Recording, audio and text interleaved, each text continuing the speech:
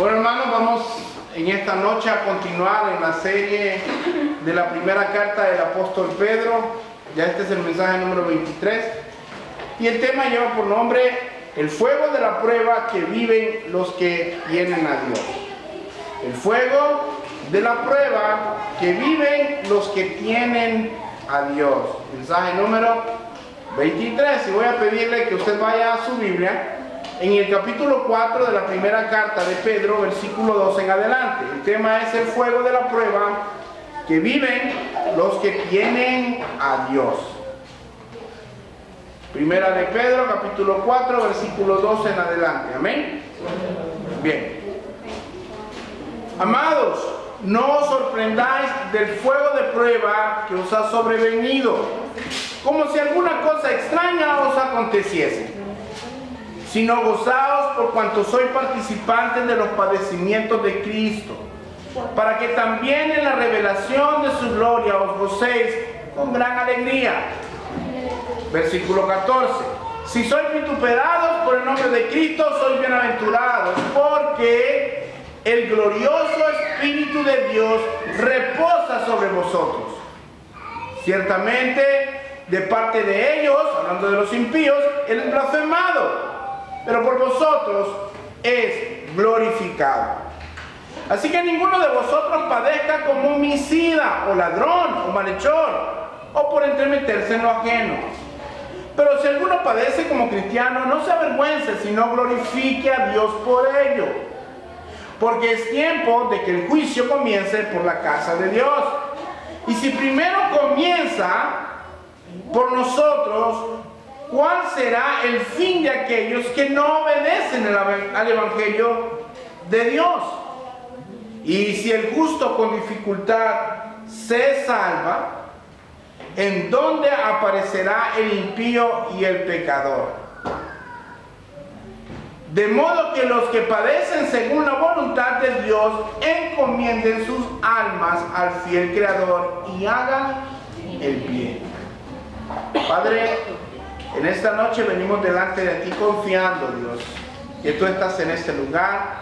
Ya nos hemos gozado en medio de la alabanza, de la adoración, y estamos dispuestos, Señor, así como venimos a darte la ofrenda con un corazón alegre, venimos dispuestos a escuchar tu palabra. Te pedimos en el nombre de Jesús que seas tú, oh Dios, tomando el control y dirigiendo cada una de las partes de esta reunión. Que seas tú trayendo claridad a mi mente a la hora de exponer tus verdades. Y que pongas en cada uno de mis hermanos y hermanas un corazón entendido para que tu palabra fluya y tu palabra germine, oh Dios, una abundante cosecha, oh Dios, de vidas cambiadas.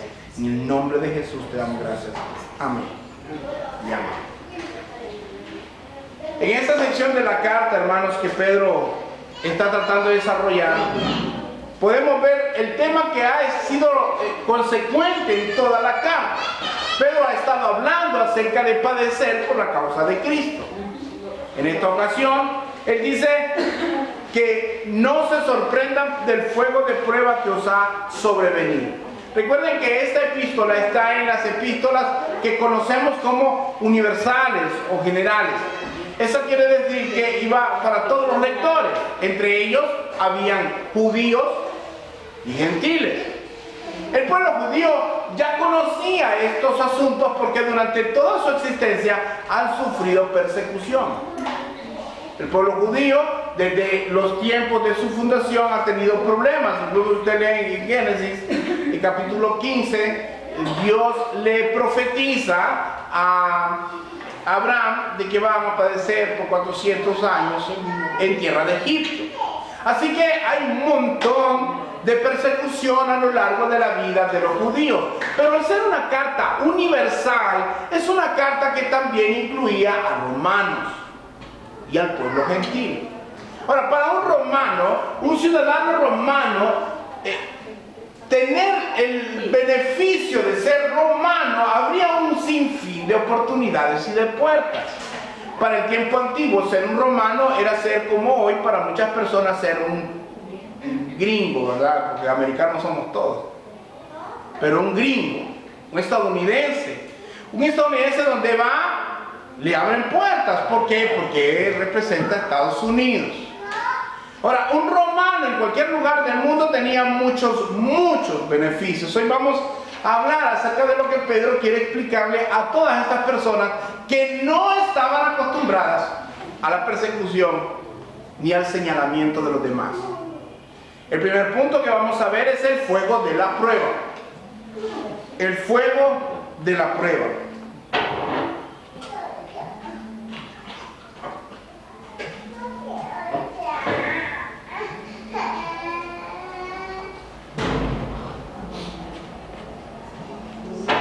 Amados, no os sorprendáis del fuego de la prueba que os ha sobrevenido, como si alguna cosa extraña os aconteciese. No os sorprendáis por el fuego de la prueba. Hermanos, la prueba tiene que ser algo cotidiano en la vida del cristiano. Tal vez alguien le da Sara. No os sorprendáis por el fuego de la prueba. El apóstol Pedro está tratando de abordar un tema que ha estado hablando a lo largo de la carta: padecer por causa de Cristo. Ahora aquí involucra otro elemento y es el fuego. Dice, no os extrañéis por el fuego de la prueba. Miren, los romanos y los gentiles no sufrían persecución de nadie. Más bien ellos eran los que perseguían. Ustedes miren en Corinto que ellos eran los que seguían a los cristianos, y Efeso. Perseguían, hemos leído Hechos, y hemos visto cómo ellos perseguían a los demás. Pero he aquí los romanos y gentiles que se convertían a la fe cristiana, ellos recibían persecución, y para ellos era algo nuevo. Así que ellos, al recibir la persecución, se extrañaban de lo que estaba pasando. Pero Pedro dice, hey, no se extrañen que los persigan. Para ellos era nuevo, pero para Pedro era algo cotidiano. ¿Y sabe qué? Para el cristiano debe de ser algo cotidiano. La persecución, la prueba, el señalamiento, el desprecio, el odio del mundo hacia el cristiano verdadero es cotidiano. Y las pruebas que Dios nos da es algo cotidiano para nosotros. No debemos de extrañarnos, aunque la figura que Pedro está tratando de transmitir aquí, el fuego. ¿Cómo es el fuego, hermanos? ¿Quién ha visto una gran llama de fuego? ¿Quién se ha asustado cuando ha visto una gran llama de fuego? Esas hogueras, ¿no?, que queman y usted mira los campos, por ejemplo, cómo se llenan de fuego cuando hay esos incendios forestales. Y esas escenas son bien dramáticas y son aterradoras hasta cierto punto. Pedro está tratando de transmitirles esto. Miren, esa es una exhortación. Cuando tú comienzas el camino de Dios, tienes que estar sabido que el fuego de la prueba te va a alcanzar. No solo va a existir, te va a alcanzar. Te vas a quemar y vas a sufrir. Y vas a sufrir. Ahora, cuando la Biblia habla de la gracia de Dios, incluso Pedro lo dijo en una parte anterior de este mismo capítulo, la gracia de Dios tiene muchas formas, es multicolorida, o sea, es multiforme.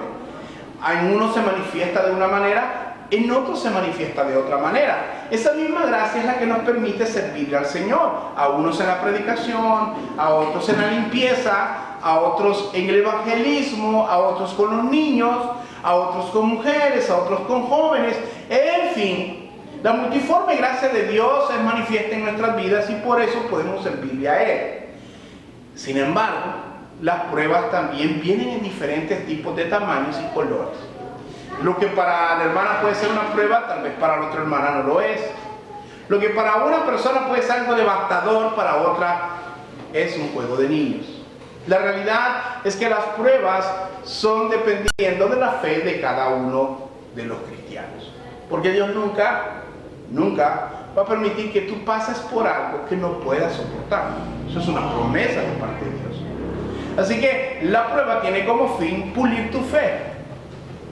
Y por tanto, como estamos adentrándonos en este camino de la justicia, debemos de saber que cada prueba que nosotros confrontamos en nuestra vida tiene un simple propósito. Y eso es dar gloria a Dios en medio de ella. Pero no debes de ver entonces la prueba como algo extraño. ¿Por qué? Porque son comunes. Son comunes. Mire lo que dice en el versículo 13. Si no, dice, gozaos por cuanto sois participantes de los padecimientos de Cristo, para que también en la revelación de su gloria os gocéis con gran alegría. Miren, Pedro, el cristianismo es ilógico para las personas en su estado natural. Porque ¿a quién le gusta sufrir? Nadie. Cuando éramos impíos, ¿quién miró? Oh, ay, me voy a enfermar, ya me enfermé, qué bien que me he enfermado. O cuando tenés escasez, oh, qué bien que ya no hay ni comida en la casa. No he visto ninguna celebración en la que yo estoy alegre porque no tengo nada en la casa, en el mundo impío. Nadie dice eso. Oh, me despidieron del trabajo, no me dieron prestaciones, qué bueno. Nadie dice eso. Ahora, en el cristianismo, en la fe, tus perspectivas cambian. Porque si trabajas es porque Dios te ha dado trabajo. Si no trabajas y tú eres fiel al Señor es porque Dios se está tratando contigo. Ahora, si tú no trabajas porque eres infiel con Dios, Dios se está tratando contigo y ya llegaremos a eso. Pero la realidad es que nosotros tenemos que tener otra perspectiva de las pruebas. Tenemos que gozarnos. Y es aquí donde el mundo choca con nosotros. Y es aquí donde el mundo nos llama fanáticos. Y es aquí donde el mundo nos señala y nos dice, ya van ustedes santurrones, ustedes de importantes. Ustedes están locos. ¿Cómo va a ser que yo voy a estar enfermo y voy a levantar mis manos y decir, si vivo o si muero, del Señor soy? Al Señor le pertenece. Para mí, dijo Pablo, el vivir es Cristo y el morir es ganancia. ¿Y qué le decían hemos estado leyendo hechos, qué le decían los gobernadores? Pablo, estás loco, las muchas letras te han vuelto loco. Ahora dicen que la letra mata, ¿no? Sacando de contexto el significado de la ley. Pero ¿qué es lo que sucede? Cuando tú realmente estás mirando hacia la eternidad, que es un tema que ya discutimos en esta misma carta, vives sabiendo de que todo lo que pasa en esta tierra es temporal. Y eso es algo hermoso. ¿Por qué? Porque al ser temporal, tienes un periodo de tiempo en el cual tienes la oportunidad de dar gloria a Dios en lo que te está pasando. Aunque sea algo muy duro para tu vida. Hay veces que nosotros, por cuestiones de idiosincrasia, no damos gracias a Dios por las cosas que a nuestros ojos son malas. Perdimos el trabajo y decimos, Señor, ¿cómo pude perder el trabajo? No decimos, gracias, Señor, por el tiempo que te trabajé en ese lugar. Cuando eres cristiano, y realmente ser un cristiano verdadero, sabes una cosa y vives en base a él, que todas las cosas ayudan a bien. Esto es, a los que conforme a su propósito son llamados. Ahora, esas cosas son pruebas. Esas cosas son tiempos de bonanza también. Pero las pruebas en particular es cuando tu fe es probada. Es cuando tu fe realmente brilla. Y es cuando te diferencias del resto. Cuando tú andas con el resto de la manada, y hablando de personas en su estado natural, ellos tienen que percibir en ti algo diferente. Si hay un bochinche en el lugar donde estás trabajando, tú no participas de ese bochinche.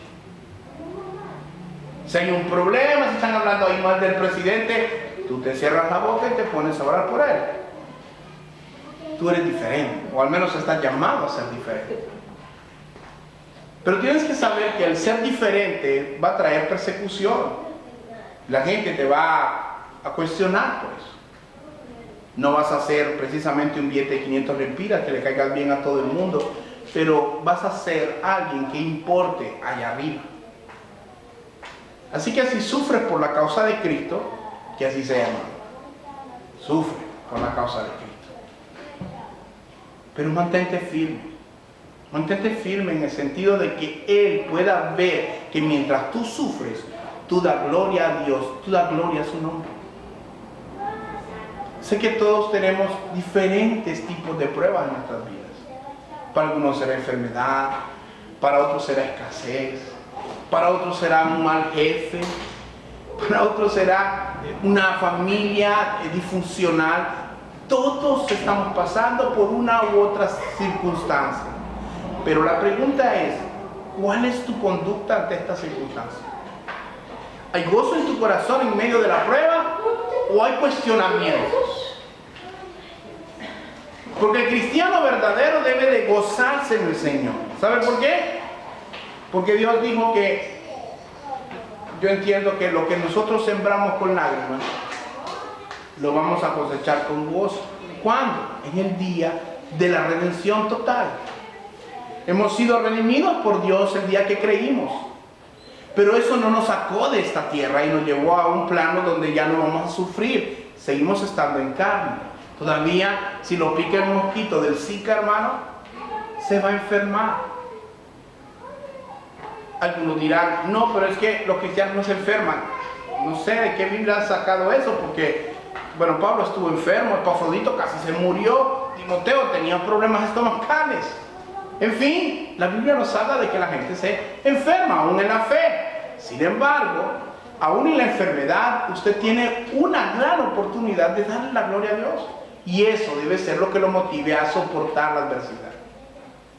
Tal vez no sea el evangelio más popular que la gente quiera escuchar. Todos quieren escuchar cosas bonitas, la parte hermosa del evangelio, ¿no? Y algunos distorsionan el mensaje, pero la realidad es que si la Biblia dice que vamos a padecer, hemos de estar preparados para hacerlo. Hemos de estar preparados para pasar por ese fuego de la prueba, al cual vamos a experimentar de diferentes maneras a lo largo de nuestro caminar hasta que estemos en la presencia del Señor. Pero este sufrimiento, hermanos, por muy duro que pueda parecer, es temporal. Hermano, eso es lo hermoso de Dios. En el mundo encuentran ustedes un dicho que dice que no hay mal que dure 100 años, ni cuerpo que lo resista. Bueno, en este plano de la historia no hay mal que dure 100 años. En la eternidad sí, en el infierno no va a durar 100 años, va a durar la eternidad. Pero en este plano, hermano, usted si es un verdadero cristiano, usted tiene que saber algo. Si usted es un verdadero cristiano, usted va a ser probado. De otra manera no va a ser un cristiano. Un cristiano que nunca tiene pruebas no es cristiano. Así que solo los cristianos verdaderos, por ejemplo, son perseguidos, son señalados. ¿Por qué? Porque son el reflejo de la vida de Cristo. Estamos siendo diseñados, hemos sido diseñados para dar gloria a Dios. Por tanto, debemos de seguir el ejemplo de Cristo. Y cuando usted se parece más a Cristo, la gente lo va a señalar más. El otro día la hermana me comentaba sobre una hermana que es una mujer muy consagrada. Y yo le decía, seguramente debe de caer muy mal a la gente.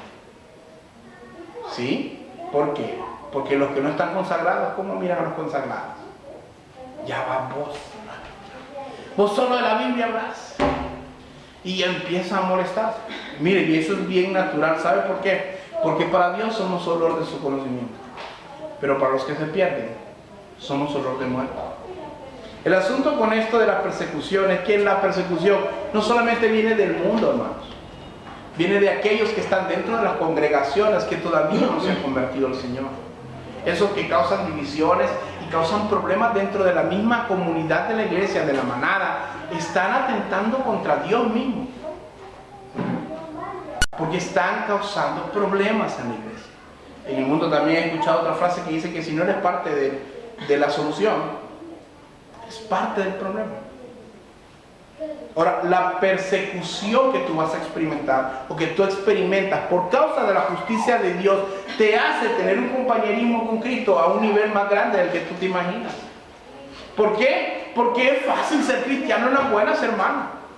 Aquí alguien cuando recibe el cheque del dinero y cuando tiene abundancia en su casa, hay salud y está pasando por un valle, hermanos, ese tiempo es fácil ser cristiano. Pero cuando se te enferma un hijo, cuando tienes escasez, cuando dijo Habacuc, cuando las ovejas ya no estén en la majada, ni haya las uvas estén en los viñedos, cuando no esté todo eso, y tú puedas levantar las manos, hermano, es cuando realmente estás cerca de Dios. Porque es fácil ser cristiano en las buenas, y de esos hay un montón. La gente quiere un evangelio que le garantice que va a haber tiempo de bonanza porque usted es un hijo del rey todo el tiempo. Lo que olvidan es que aunque hemos venido a ser hijos del rey, como lo hablamos en Gálatas hace 2 años, no sé si se acuerdan, que los esclavos podían ser herederos, pero eran esclavos, venían de la esclavitud, eso no les quitaba. Jesucristo les dijo, ya no solo los llamo siervos, o sea, no solo les digo esclavos, son mis amigos, pero son esclavos. Y hemos venido a ser de esclavos de la impiedad a esclavos de la justicia. Así que tenemos que saber que tenemos situaciones en las que nos vamos a confrontar, vamos a experimentar.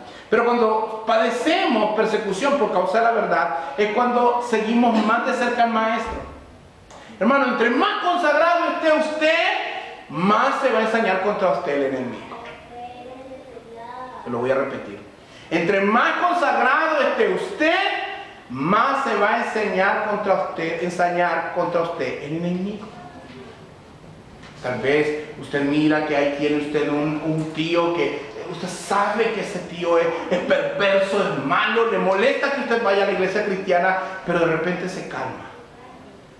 Y usted dice, Dios lo está convirtiendo. Puede ser eso. O puede ser que tú estés aflojando, que tú estés deteriorando tu testimonio. Y entonces aquel ya te mira como uno igual a él. Pero cuando tú te consagras, ese olor del conocimiento de Dios se vuelve un olor de muerte para ellos, y eso no lo soportan. ¿Por qué? Porque ellos se dan cuenta de lo que son cuando te miran a ti andando en santidad. Miren, hermanos, en Romanos, pueden buscar Romanos 8, 16, 17.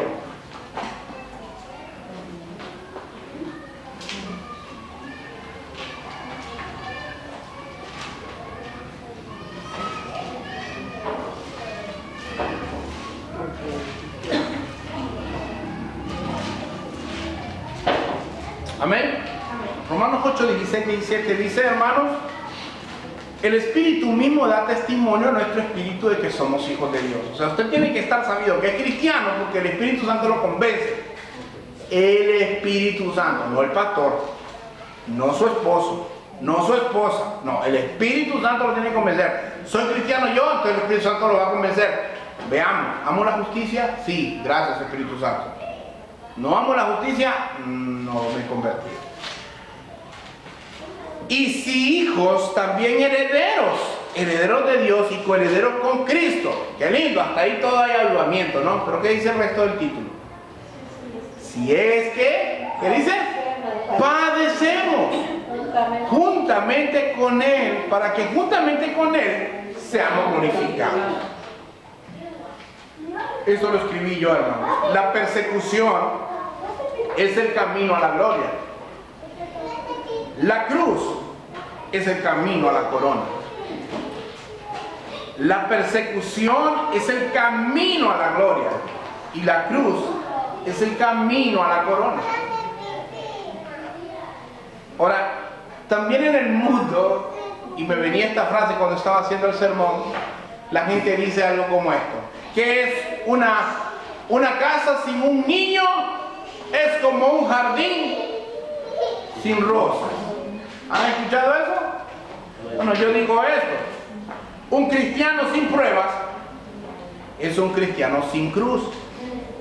Y un cristiano sin cruz es un cristiano sin corona.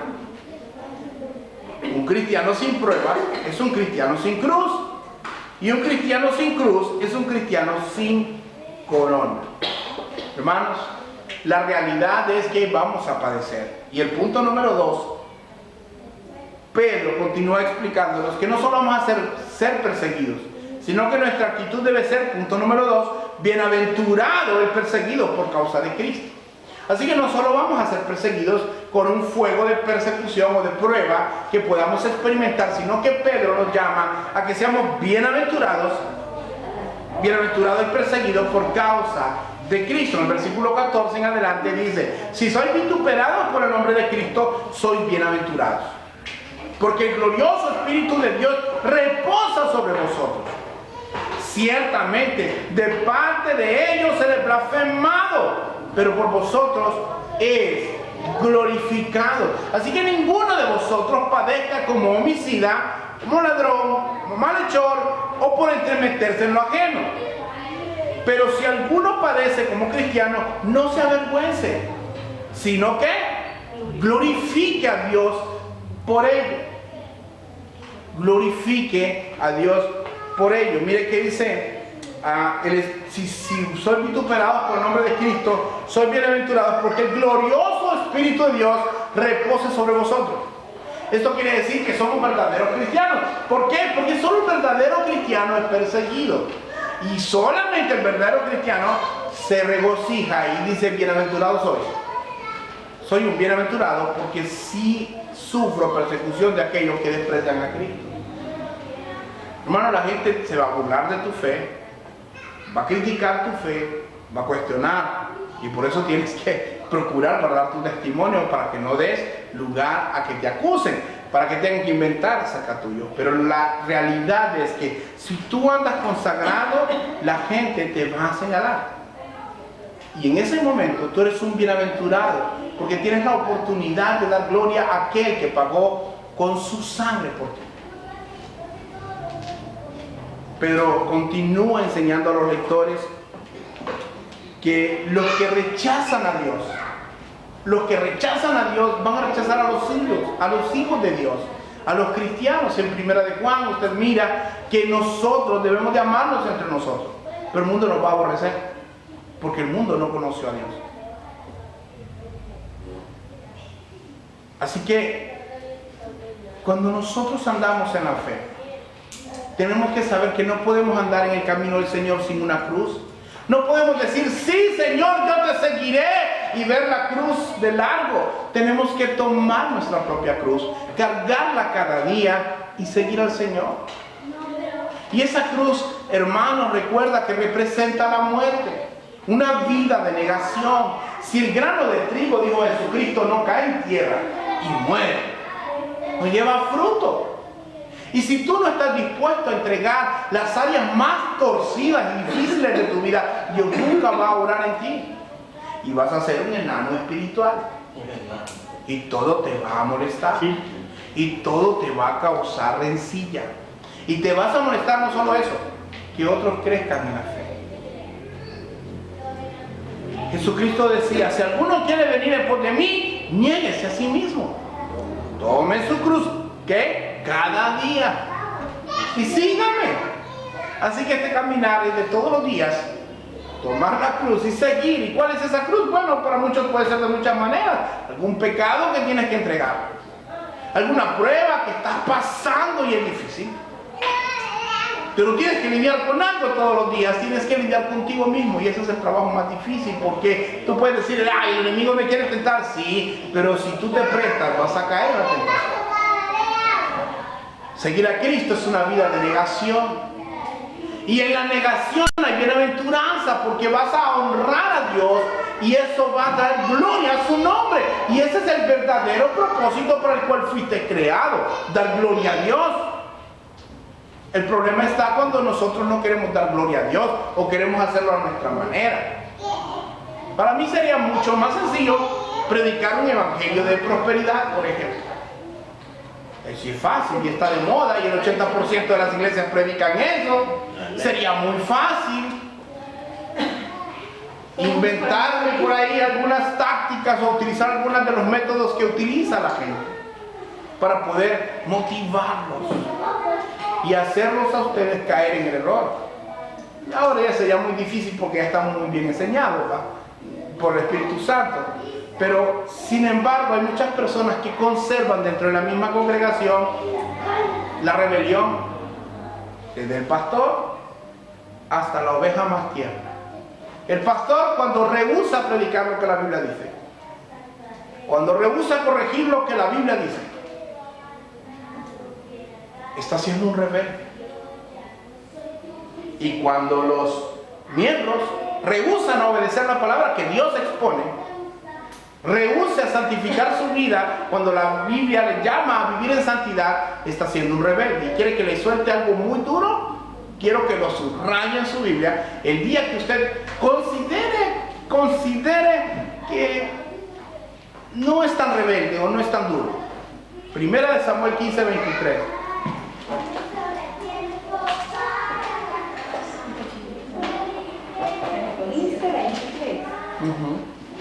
Primer libro de Samuel, capítulo 15, versículo 23.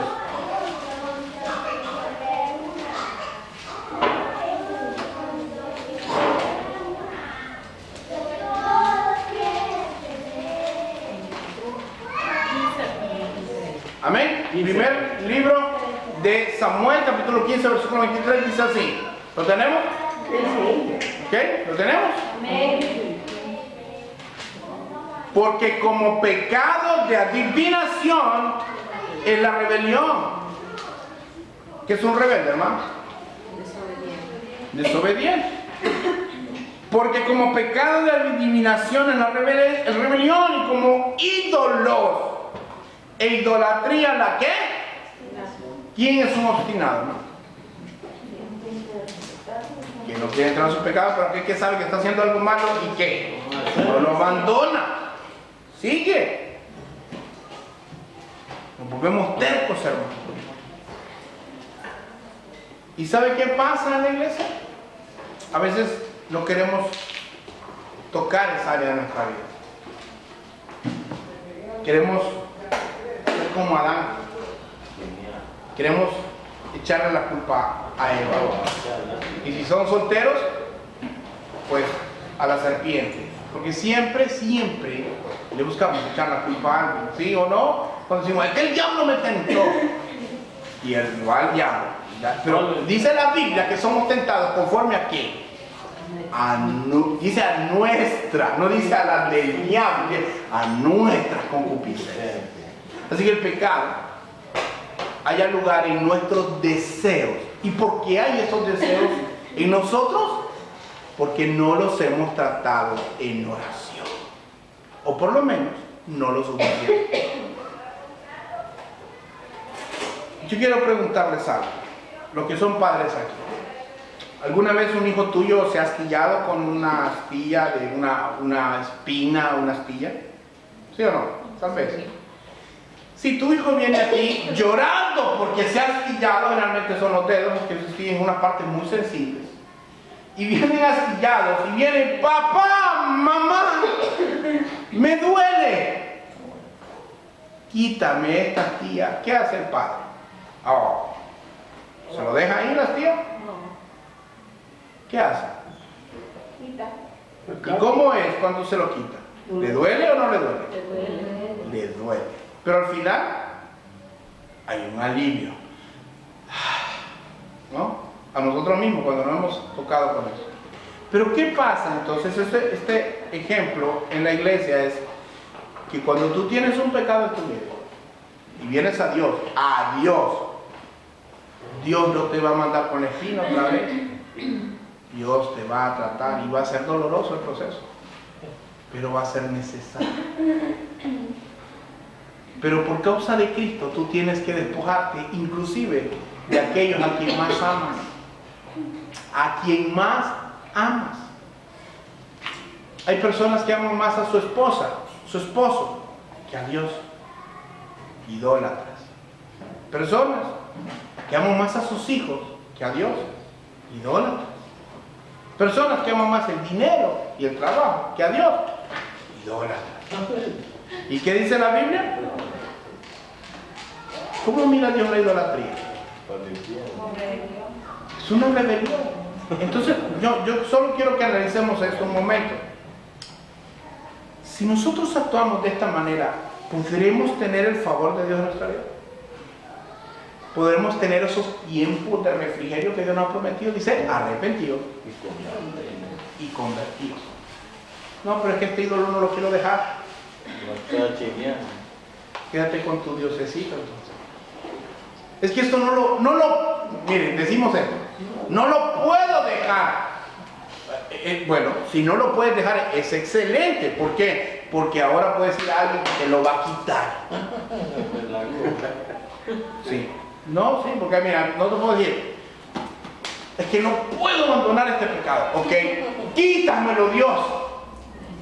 Puede ser que te arranque y te duelan los brazos porque te lo quitan, pero te lo va a quitar. Y hermanos, seamos sinceros. ¿Cuántas áreas en nuestra vida Dios nos ha cambiado, hermanos? Dios nos ha cambiado. ¿Por qué lo hizo? Porque era para su gloria. Y el camino del justo es como la luz de la aurora, que va un momento hasta que el día es perfecto. Entonces todos los días tenemos que entregarle áreas al Señor. Y tenemos que ir aunque sea pasitos. Tal vez al principio nos cueste, ya lo vamos soltando porque el Señor nos lo va sacando. Nos lo va quitando. Y cuando menos nos demos cuenta, ya ni lo extrañamos, hermano. ¿Por qué? Porque el Señor es nuestro deleite. Pero mientras llega ese proceso, debemos de recordar que Dios aborrece a los rebeldes. Dios desprecia la rebelión, la obstinación. Y tenemos que tomar nuestra cruz y seguir a Cristo. De otra manera no vamos a ser dignos de Él. Yo le pregunto a cada uno de ustedes, ¿son dignos de Cristo ustedes? Fue por gracia que llegamos a tener una vida eterna, pero esa gracia no nos va a hacer que vivamos en una vida de pecado. Dice, Pablo decía, no voy a sobreabundar en el pecado para que sobreabunde la gracia, no. Tengo que entregar todos los días, Señor, ayúdame, cámbiame, transfórmame. Pero ese proceso, pero que no me duela, decimos nosotros. ¿Sí o no? ¿Cuántos han castigado a sus hijos? Yo particularmente cuando tengo que castigar a mi hijo, la Biblia me dice que con la vara y con el callado, dice, me infundirán aliento y que no retengas la vara a tu hijo porque haciendo esto librará su alma del Seol. Generalmente el niño dice, me va a doler. Te tiene que doler. Si no, no es una reprensión. ¿Sí o no? Bueno, así es el proceso también. Dice la Biblia que Dios al que ama castiga. Y a todo aquel que toma por hijo lo disciplina. Y no es un proceso que tal vez nos guste, pero es necesario.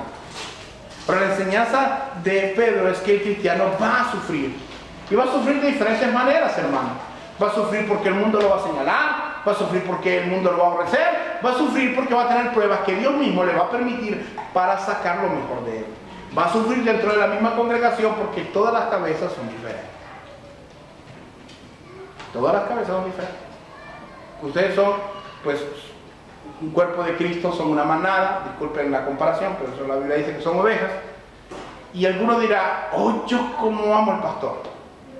No mi esposa solamente, no, también los miembros. Yo amo mucho al pastor, lo quiero mucho. Pero lo que está diciendo me molesta. Es que el pastor no tiene que decir eso, porque es que me lo está diciendo a mí. Hermano, yo predico la palabra. Y no lo hago por herir a nadie, lo hago por corregir lo malo. Porque antes que ustedes tomen su parte, yo tengo que tomar la parte de mi pastel. Pero hermanos, cuando actuamos de esta manera, no solo contra el pastor, sino contra el cuerpo de líderes, están siendo rebeldes contra Dios. Si yo vengo y abuso de autoridad que Dios me ha delegado, porque al final y al cabo yo voy a dar cuenta de lo que enseño delante de ustedes.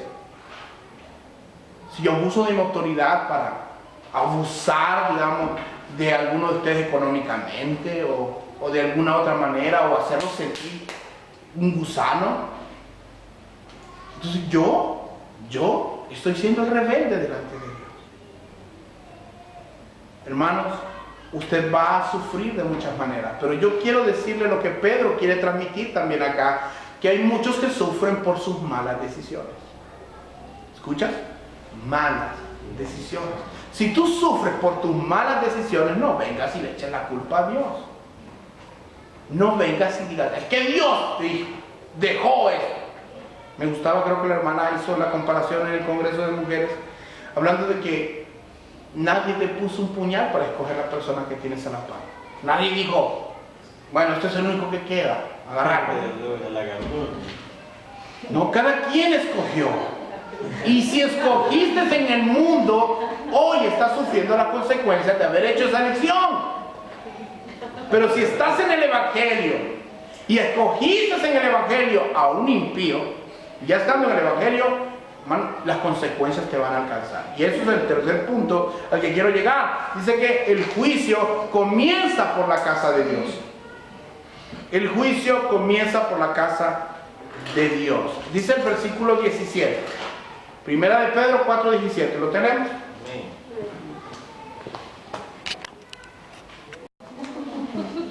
Primera de Pedro 4:17. El juicio comienza por la casa de Dios. Miren lo que dice. Porque es tiempo. Oiga, es tiempo. Ya. Es tiempo de que el juicio comience por la casa de Dios. Y si primero comienza por nosotros, ¿cuál será el fin de aquellos que no obedecen al Evangelio de Dios? Y si el justo con dificultad se salva, ¿en dónde aparecerá el impío y el pecador? De modo que los que padecen según la voluntad de Dios, escuche bien, los que padecen según ¿quién? La voluntad de Dios, encomienden sus almas al Creador, al fiel Creador, y hagan el bien. Hermanos, hay una ley. Yo sé que me voy a parecer a eso de la prosperidad, pero les voy a decir, esto es una ley. Es una ley que inició antes de que inventaran la prosperidad. Y es la ley de la siembra y la cosecha. Sí. Si usted siembra malas acciones, cosecha malos resultados. Si usted vive una vida promiscua sexual, es probable que usted termine con una enfermedad sexual.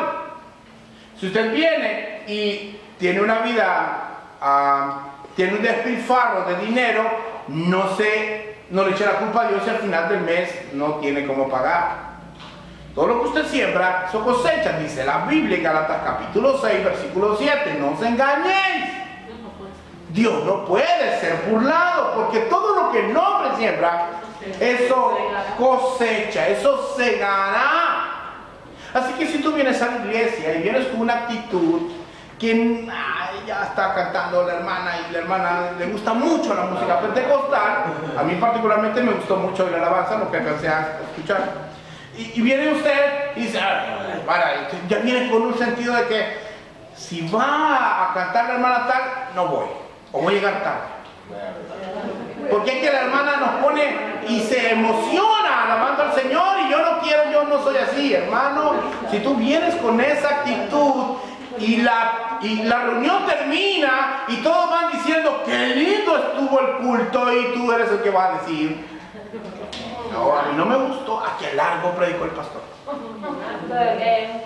¿Y por qué 3 alabanzas hoy? ¿Por qué no 2? Y empieza la murmuración y todo el mundo va gozoso. Todo el mundo se va lleno, menos aquellos que no han preparado su corazón. ¿Por qué? Porque viene con una actitud negativa. Ahora Dios va a retribuirte conforme a lo que tú haces. Hermano, déjame decirte algo. Si tú eres de las personas que camina hablando de los demás, te tengo esta noticia de última hora. Los demás van a caminar hablando de ti.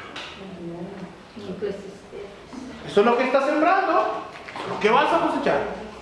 Y no vas a decir, uy, como la gente habla de mí, hermano, ¿y tú? Hermana, ¿y tú?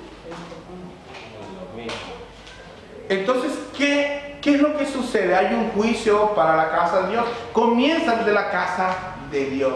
Ahora, yo quiero que usted entienda algo. Cuando hablamos de un juicio hacia la iglesia, hablamos de un juicio de parte de Dios que es restaurador. O sea, Dios confronta tu pecado. ¿Para qué? Para que lo entregues. ¿Para qué? Para que te santifiques. Y si no te quieres santificar y eres un escogido de Dios, pues Dios te va a hacer un gran favor. Dios te va a matar. Lo vuelvo a repetir.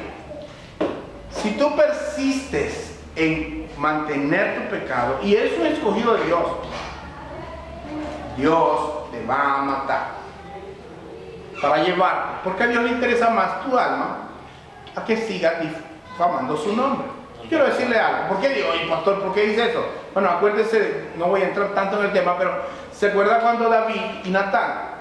David había ocultado su pecado por alrededor de 1 año. Ya había estado en embarazo de Betsabé. Bien, gracias, hermano. Y dice que llega Natán.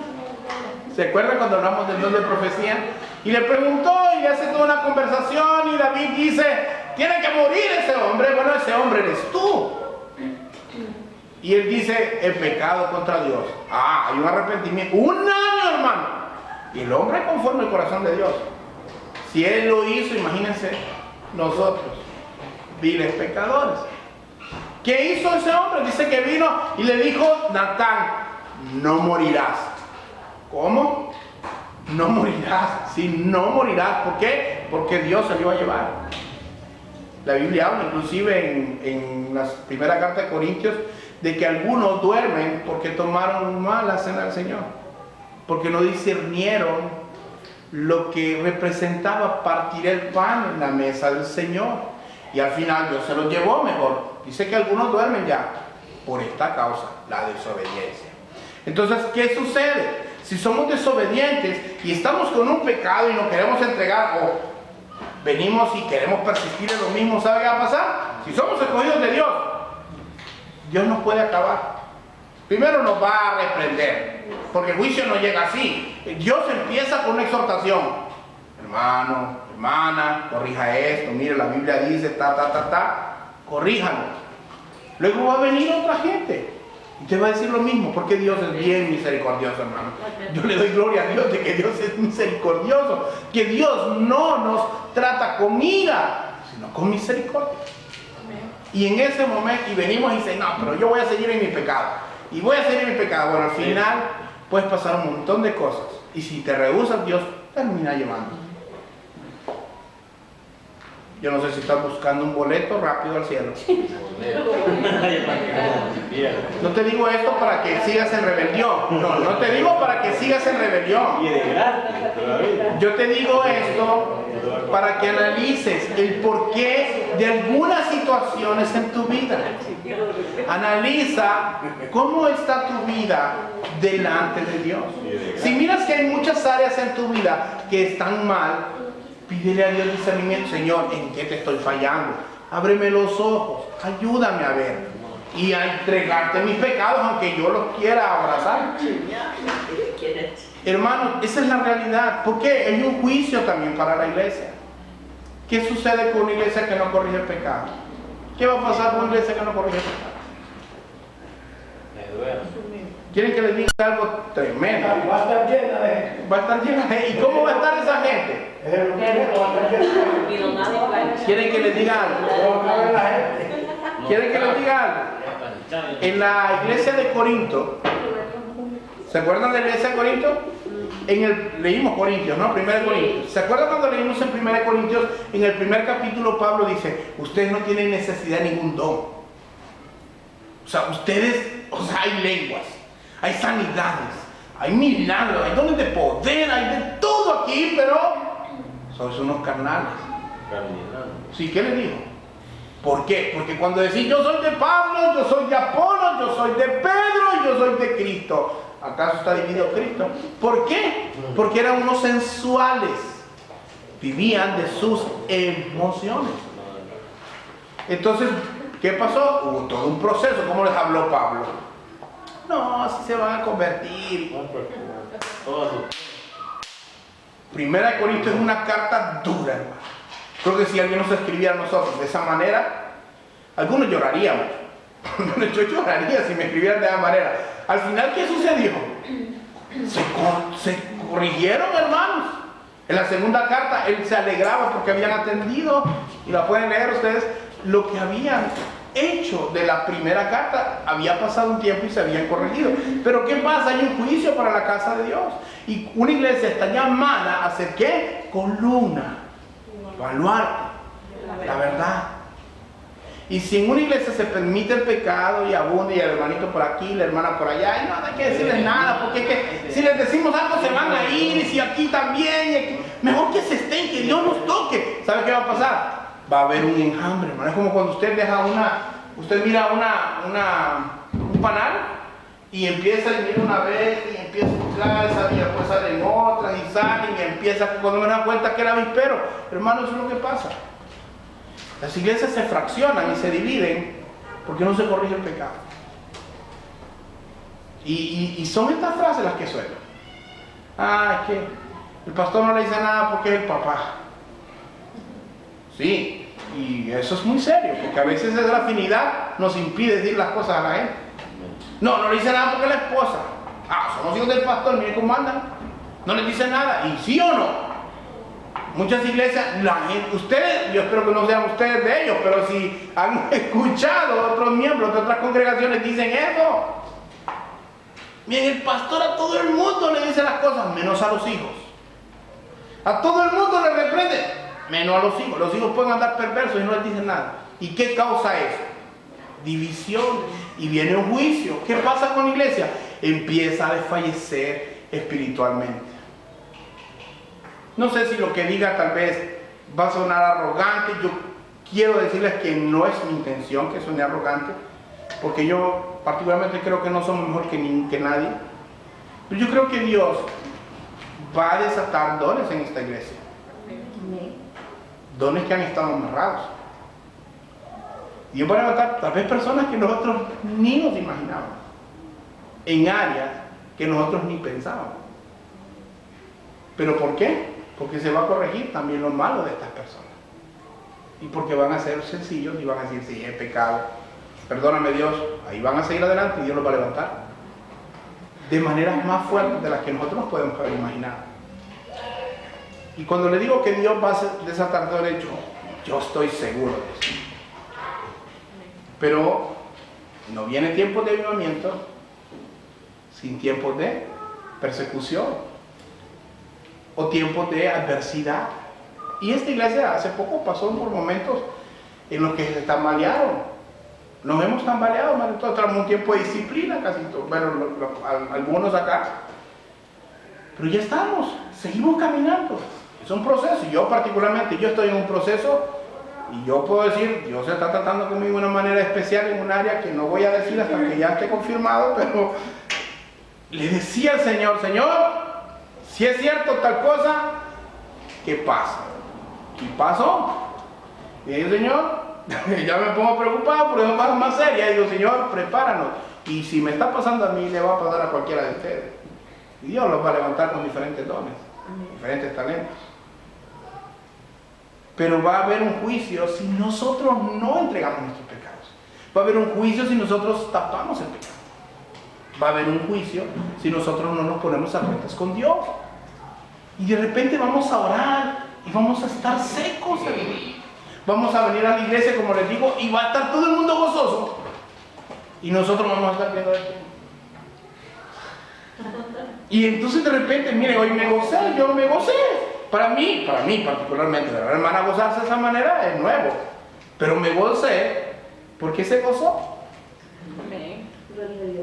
Y que cada uno de ustedes, en lo que hagan, hermano, sea para el Señor. Pero va a pasar que si nosotros no venimos y enmendamos nuestros errores, vamos a estar en un periodo de sequía espiritual, hermano. ¿Y sabe qué va a pasar? Nos vamos a quedar ahí. Y es triste, hermano. Yo pasé 10 años, hermano. 10 años que no hice nada. O sea, solo existí. Lo único bueno que puedo decir yo que hice en ese tiempo fue casarme. Lo único, hermano. Pero al Señor no le serví de nada. Más bien, creo que le serví al diablo. Sí, seguramente le haya servido al diablo. ¿No le servimos a Dios? ¿A quién le servimos? Al diablo. Al diablo. Así que estaba en el equipo perdedor, hermano. Pero cuando Dios abrió mis ojos y empezó a tratar conmigo, yo le doy gloria a Dios por eso. Porque yo podía orar y Dios que no me escuchaba, hermano. ¿Por qué? Porque ¿qué pasa con los que aborrecen la ley de Dios? Su oración ¿qué? Es abominable. Pero Pedro, para ir terminando, no quiero predicar más el Evangelio eterno, el asunto de Pedro aquí es que Pedro le está diciendo, ustedes están sufriendo acá. Y algunas de las cosas que sufren es por causa de su conducta. Cámbienla. Ese es el juicio en esta tierra. ¿Sabe por qué? Porque nosotros, los justos, no somos salvos por cómo nos comportamos. ¿De acuerdo? Somos salvos por fe. Gracias a Dios por ello. Por gracia, mediante la fe. Porque si fuera por nuestras obras, hermanos, ¿habría alguno aquí suficientemente bueno que se salvara?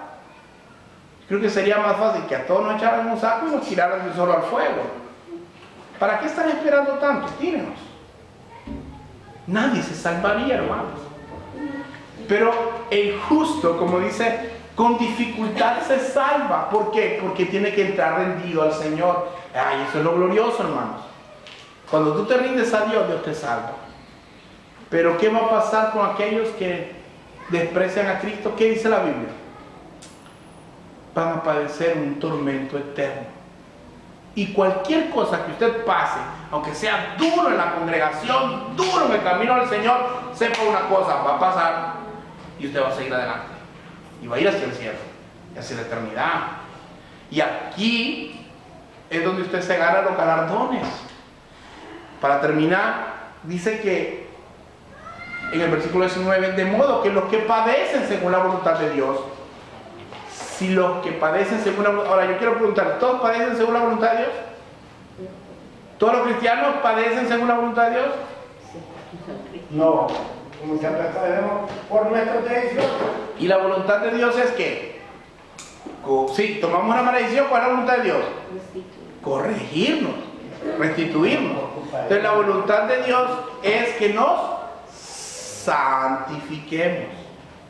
Y dice el versículo 19, de modo que los que padecen según la voluntad de Dios, encomienden sus almas al Señor, al fiel Creador, y hagan el bien. En otras palabras, lo que está diciendo es que sigamos el ejemplo de Cristo. ¿Qué hizo Cristo? En el momento más oscuro, en el momento más terrible, que dijo: Padre, en tus manos encomiendo mi espíritu. Pero nosotros, ¿cómo actuamos? Padre, espérame tantito, voy a ver si resuelvo el problema yo. Si no puedo, te vengo a pedir ayuda. Y podemos, hermano. ¿Quién de aquí se puede hacer más alto un codo? ¿Quién de aquí puede rejuvenecerse automáticamente? No puede. ¿Saben por qué? Porque no está en sus manos, no está en su poder. Hermanos, Jesús dijo: en tus manos encomiendo mi espíritu. ¿Por qué lo hizo? Sabía en quién podía confiar. Pero nosotros cuestionamos todo. Cuestionamos en nuestras finanzas, cuestionamos a Dios. En nuestro tiempo con Dios cuestionamos a Dios. Dios, ¿cómo voy a dedicarte tanto tiempo? Señor, ¿cómo voy a orar una hora? Mira, tengo que hacer un montón de cosas. Te voy a orar 15 minutos. Señor, y empezamos a negociar con Dios. Y Dios dice: bueno, ¿confías en mí o no confías en mí? Y la pregunta es: usted, hermano, ¿realmente confía en Dios o no confía? Porque su confianza es su fe. En los momentos de prueba, encomiéndate a tu fiel Creador. En los momentos de abundancia, encomiéndate a tu fiel Creador. Así que confía en Dios y obra en lo que es debido. Confía en Dios y vive tu vida haciendo lo que a Dios le agrada. Así que obedece a Dios, deposita tu confianza en Él y, por favor, hermano, no confíes en ti mismo. No busques que el enemigo te tiente en tus deseos. Huye si es necesario del pecado.